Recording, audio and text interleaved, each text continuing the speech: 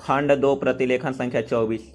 भाइयों और बहनों, मतलब यह है कि अगर संसार को सहनशील बनाना है तो सभी लोगों को दुनिया भर में हिंदी भाषा का प्रचार और प्रसार करना चाहिए।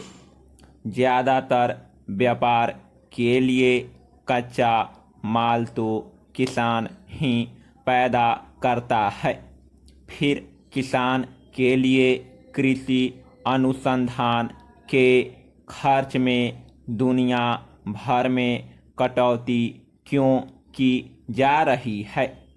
कटौती करनी है तो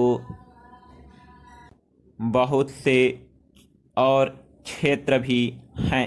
अमीर देश सन 1990 में खेती बाड़ी को आगे बढ़ाने के लिए जो सहायता दे रहे थे वह थी 12 अरब डॉलर, और 10 साल बाद 2000 में 2 अरब डॉलर की कटौती कर दी और यह 10 अरब डॉलर रह गई है।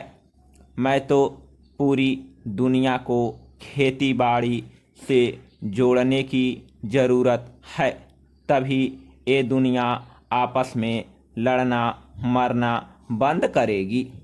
मेरा बस चले तो मैं तो हिमालय की सबसे ऊंची चोटी सागरमाथा, जिसे दुनिया एवरेस्ट कहती है, पर चढ़ूं और पूरे जोर से आवाज़ लगाऊं कि ऐ धरती के वासियों, बंदूकें छोड़ो और हल उठाओ, नहीं तो आप ही सोचे कि 20 साल बाद 2020 में जब दुनिया की आबादी 8 अरब हो जाएगी तो सबको खिलाने लायक खाद्यान्न कैसे उपलब्ध होगा। उस समय चीन को भी बाहर से गेहूं मंगाना पड़ेगा। सौभाग्य से भारत के बारे में तो कृषि विशेषज्ञों का यही अनुमान है कि भारत के किसान और कृषि वैज्ञानिक मिलजुल कर बढ़ी हुई आबादी का भी पेट भर पाएंगे। आज हमारे अन्न भंडार में 3.5 करोड़ टन से ज़्यादा अनाज भरा है। रबी की फसल आने के बाद यह बढ़कर 5 करोड़ टन तक जा सकता है।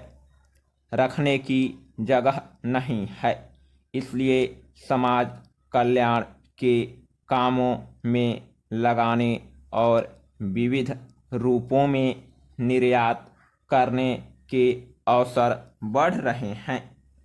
काम के बदले अनाज और बच्चों को पाठशालाओं में नाश्ता कराने व खाना खिलाने के कार्यक्रम पूरे देश में चलाए जा सकेंगे। यह एक तरह से दूसरी कृषि क्रांति का ही नतीजा है कि हम 101 करोड़ से ज़्यादा आबादी को अपने खेती में उपजाई फसल से ही खाद्यान्न उपलब्ध करा रहे हैं। खाने वाले तेल की कुछ वर्ष पहले कमी हुई थी। हमने पुरजोर कोशिश की।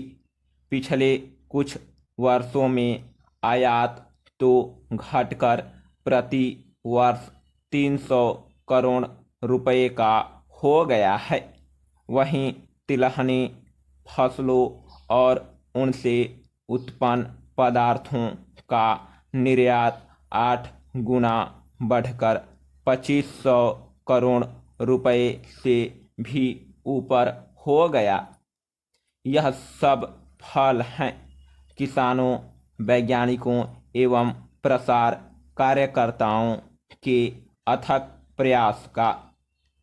इस प्रगति में आज कृषि वैज्ञानिकों का योगदान किसी से छुपा नहीं है। इसे सारी दुनिया मानती है। जहाँ भी भूख है वहाँ लोग भारत की मिसाल देते हैं कि देखो इस महान देश ने भूख की चुनौती का किस तरह डटकर सामना किया। आज जब निर्यात के अवसर खुले हैं, विश्व का परिवेश बदल रहा है, सारी दुनिया के बाजार खुल गए हैं। सौभाग्य से दुनिया में शाकाहार भी बढ़ रहा है। इस समय हमारे विविध व्यंजनों को विश्व बाजार में प्रचलित करने के बड़े मौके हैं। समाप्त।